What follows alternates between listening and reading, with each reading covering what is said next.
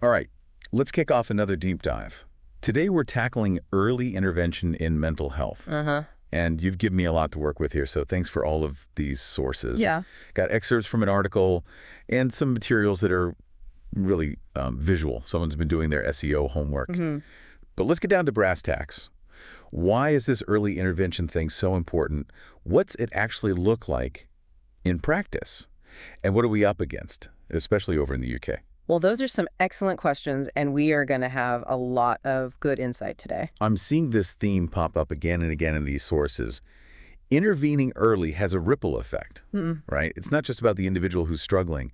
It impacts everybody. Oh, it's such a good way to put it. The fascinating thing about early intervention is it's not only about managing existing conditions. Right. It's also about building resilience, giving people the tools to navigate the ups and downs of life, and stopping problems from getting totally out of control. Yeah. For individuals, this can mean less severe symptoms, better coping mechanisms, and a better overall quality of life. And if we zoom out a bit, look at the bigger picture. The research here is suggesting that early intervention means lower healthcare costs, Exactly. a more productive workforce, a stronger, more supportive community overall. It's a win-win, really. Really, truly. So it seems like a no-brainer, but if it's so beneficial, what does early intervention actually look like in action? I'm seeing these sources describe it as having three core components. You can kind of think of it like a three-legged stool. Each leg's critical for that stool to stay stable. Okay. So in this case, those legs are access to mental health services, community-based support, and then education and awareness. Okay, so given how crucial that first leg is, access to services, I'm curious about the hurdles within the UK system that are highlighted here. What's sort of jumping out at you as the biggest challenges?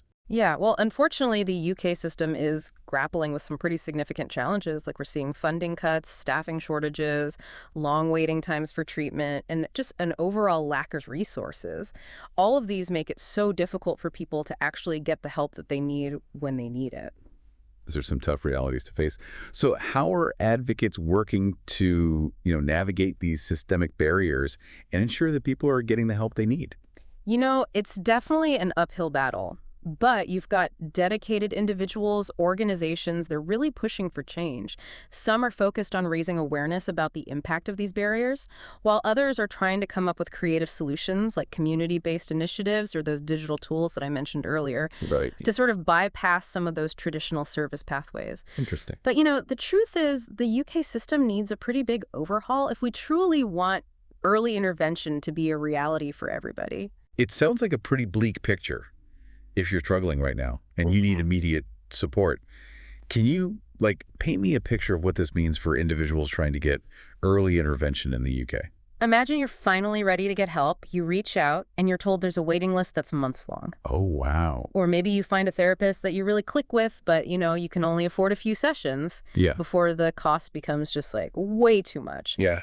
And then for folks in rural areas, mental health services might not even exist. Right. Sadly, those are the stories of many individuals in the UK, and it's just a far cry from readily available early intervention. That is a stark contrast to the potential benefits we talked about earlier. Mm-hmm. One statistic that really stood out to me from all of this was just this ripple effect, right?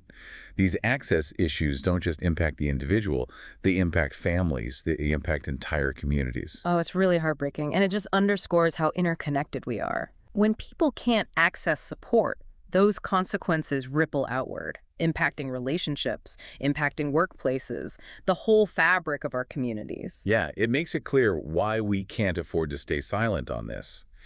And while our listener was focused on the UK, these principles seem like they apply more globally. Oh, they absolutely do. The core concepts of early intervention are relevant worldwide. Right. And while the specific challenges will vary from one country to the next, the underlying principles, they hold true.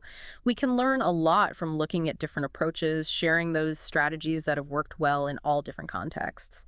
So building on that, what are some strategies that can be used more broadly to advocate for early intervention? I know the sources highlighted a few key areas. Yeah, there are three strategies that really jump out: community engagement, policy-level interventions, and then education initiatives. Let's unpack those a bit. What does that community engagement piece actually look like on the ground?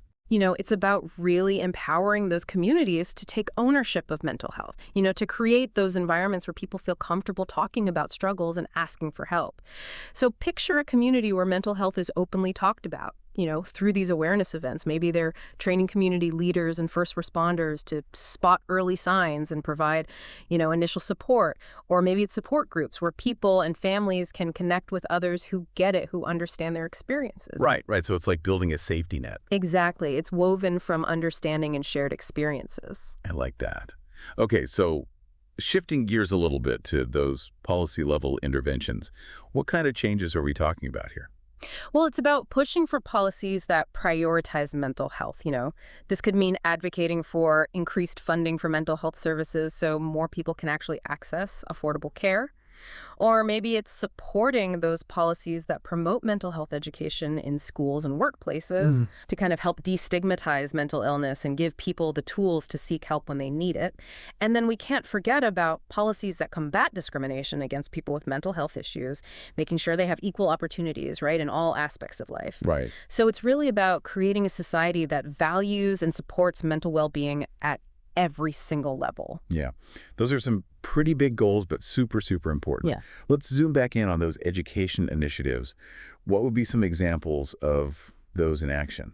Well, imagine mental health education programs built right into school curriculums, so we're teaching young people from a young age about emotional well-being and how to navigate life's challenges. And then in the workplace, what if workplaces were offering training to employees and managers so they could recognize signs of distress in their colleagues and create a more supportive environment, and online resources, support groups, those can be like lifelines, right, for people seeking information and connection. Absolutely. So it's really about equipping people with the knowledge and the tools so they can understand and address mental health.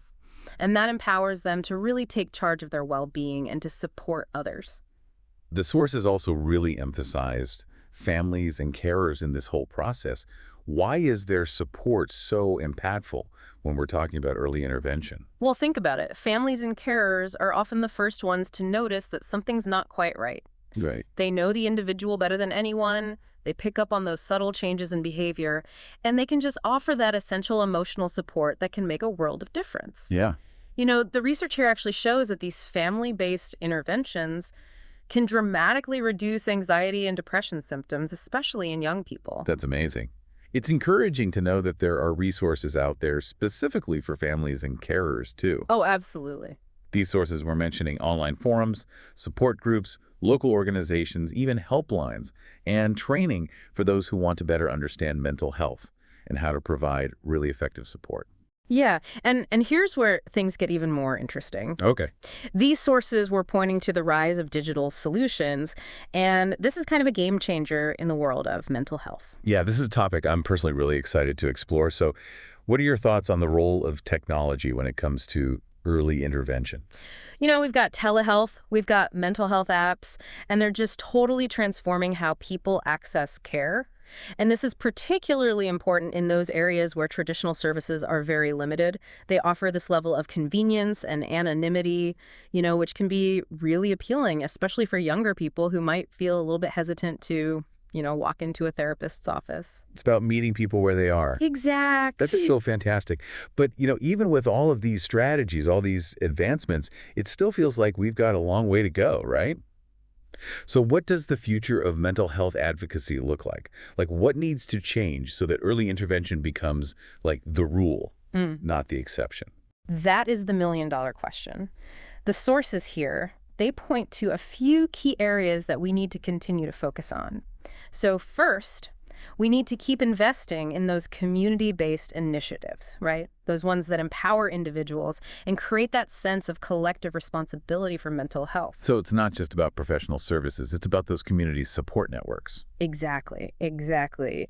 And then second, we need to be using the power of those digital solutions, making sure they're accessible to everyone, regardless of their location or their socioeconomic status. And I imagine that helps with the stigma as well, right? Because it makes it a little bit more private, maybe. Oh, absolutely. And then finally, we really need to be encouraging that collaboration, between healthcare professionals, organizations, and those communities. Right. So this integrated approach, it'll ensure that we're thinking about mental health in a really holistic way, and that early intervention is a part of every single level of care. So it sounds like a multi-pronged approach is key here. We've got to tackle this from all angles.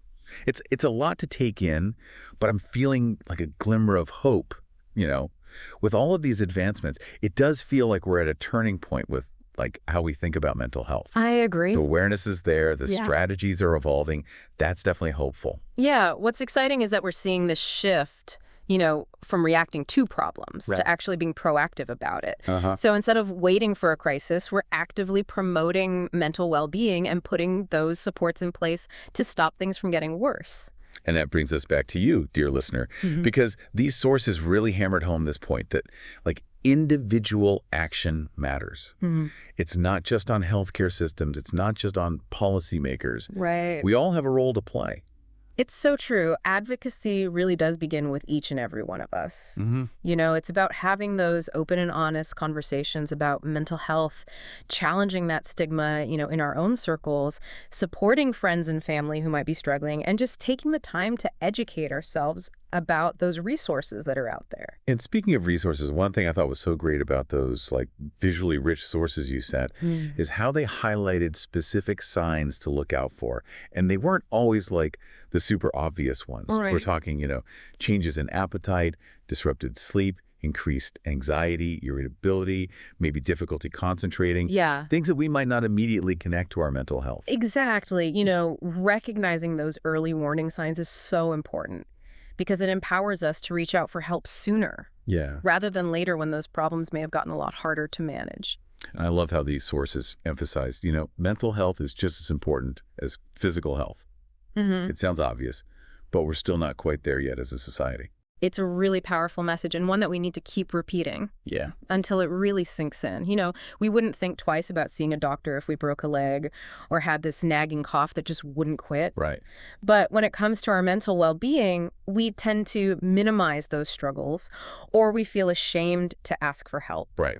So we really need to normalize talking about mental health the same way we talk about our physical health. And that starts with, each of us being honest about our own experiences, offering support to others, and advocating for that systemic change. I mean, these sources don't sugarcoat the challenges, but they also paint a pretty hopeful vision for the future, right? Yeah, there's definitely a growing movement towards a more compassionate and understanding approach to mental health. And what's really encouraging is this idea that mental health exists on a spectrum. We all have times when we need extra support, and that's okay. One thing that really resonated with me from all of this is that message of like prioritizing mental health in our daily lives. I mean, it sounds simple, but how many of us are actually doing that? Yeah, it's about moving beyond just awareness to actually taking action. Right. Making mental well-being a part of our daily routines and choices. Can you give me some like concrete examples? What does that look like in a real everyday kind of way? Well, it could be something as simple as incorporating some mindfulness into your day, even just a few minutes of deep breathing or meditation. Or maybe it's setting those boundaries, protecting your time and energy, saying no to commitments that really drain you, and then just nurturing those social connections, making time for those people that lift you up. And don't forget about doing things that bring you joy, reading, painting, going for a hike, whatever helps you de-stress and recharge. Those are great examples. Yeah. And the sources also mentioned the importance of self-compassion. Oh, yeah. Something I think we could all benefit from a little bit more of. We tend to be so hard on ourselves. So true. Self-compassion is about treating yourself with that same kindness and understanding that you would offer to a friend who's going through something difficult. Yeah. It's about recognizing that those setbacks, they're a normal part of life, and it's okay to ask for help. And remember, you don't have to do this alone. These sources were jam-packed with resources and support networks. Absolutely. Everything from online forums and helplines to those local organizations and mental health professionals.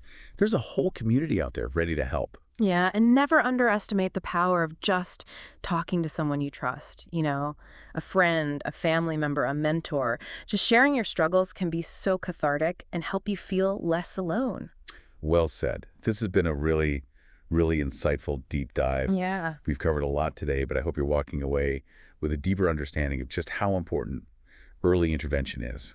The challenges that are still out there, and most importantly, the power that you have to make a difference. I completely agree. The future of mental health advocacy really depends on all of us taking action, whether that's speaking up about our own experiences, supporting others, advocating for change. Every single effort counts. So, dear listener, as we wrap up, we want to leave you with one final thought-provoking question from the sources.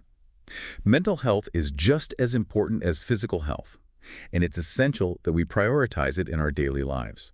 So how can you as an individual put that into practice? What small step can you take today to nurture your own mental well-being or support someone else's? The journey to a more mentally healthy world starts with each and every one of us. Thanks for joining us on this deep dive.